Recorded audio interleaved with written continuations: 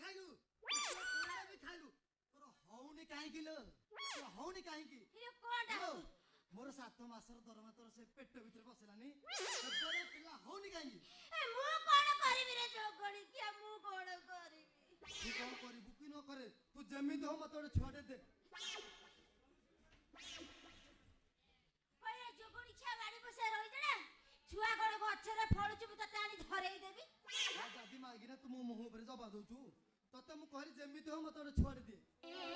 କାଇଁ କାଠୁ ଯାଇକି କଣ ମାଗିକି ନେଇ ଆସିଦେବି ତତେ ଛୁଆ ତୁ କାଠୁ ମାଗେ କି ନ ମାଗେ ତୁ ମତେ ଯେମିତି ଗୋଟେ ଛୁଆଟେ ଦେବୁ ଦେବୁ ଦେବୁ ମୁଁ ଦେଇପାରିବିନି ଦେଇପାରୁନୁ କାହିଁକି ଦେବାରୁ ଖାଇ ପିଇକି ଏତେ ବଡ ଗଣ୍ଡି କଲୁନି ଦେଇପାରୁନୁ ପିଟି ପିଟି ମାରିଦେବି ତତେ ଆରେ ଜଗଣି ଛା କଣ ଖାଲି ମାରିବୁ ମାରିବୁ ହଉଛୁ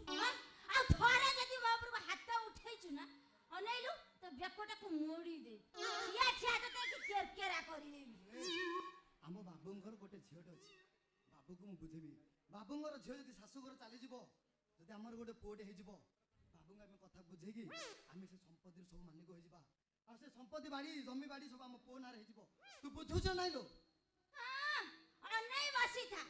ଜଗଣି କିଆ ତୋର ଯଦି ଭରସା ନଥିଲା ମତେ କାଇଁ ଭରସା ଦଉଥିଲୁ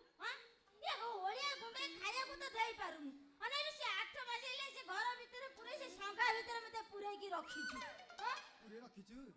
ତୁ ଜଗଣି ଖିଆକୁ ଜାଗା ମିଳିଲାନି ଯେ ଜଗଣି ଖିଆ ଏଲେ ବେଲେ ଯା ସେ ସଂଘା ଭିତରେ ନେଇକି